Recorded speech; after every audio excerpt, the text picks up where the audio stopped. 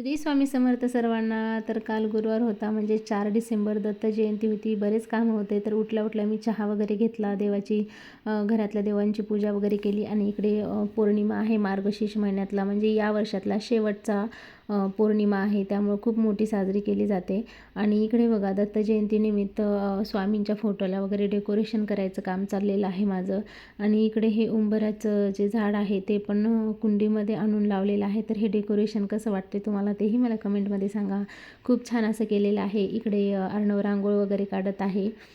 आणि इथं ही अभिषेक वगैरे करून स्वामींची मूर्ती जी छोटी आणलेली आहे पंचधातूची, ती स्थापना करायची आहे. तर इकडे बघू शकता. आणि गुरुवार आहे, मार्गशीर्ष महिन्यातला दुसरा गुरुवार आहे, त्यामुळं महालक्ष्मीची पण पूजा आहे. आणि मिस्टरांनी पण अभिषेक वगैरे करून घेतला स्वामींचा.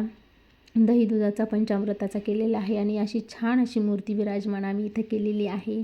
तर सगळं डेकोरेशन वगैरे खूप छान केलेलं आहे. आणि उत्सुकता तर भरपूर होतीच डेकोरेशनची वगैरे. तर कसं वाटते डेकोरेशन सगळं तुम्हाला तेही मला सांगा. आणि इकडे दुपार झालेली होती, तर त्यामुळं आता स्वामींना नैवेद्य वगैरे दाखवला, म्हणजेच फराळाचा.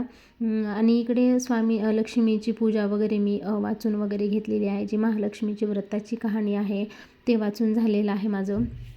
आणि त्याचबरोबर इकडे सगळं जे काही आहे स्वामींचं नैवेद्य वगैरे करायला तेही चालू आहे माझा. आणि इकडेच प्रदोष काळात जी आपण सत्यनारायणची दर पौर्णिमेला करतो पूजा, तीही माझी वाचणं चालू आहे.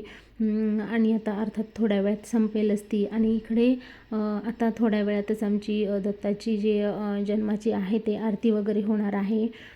आणि सगळं बघू शकता, घर असं वाटते की खूप मोठा असा म्हणजे साजरा केलेला कार्यक्रम म्हणा, किंवा वास्तुशांती जशी असते तसंच फील आलेला आहे मला.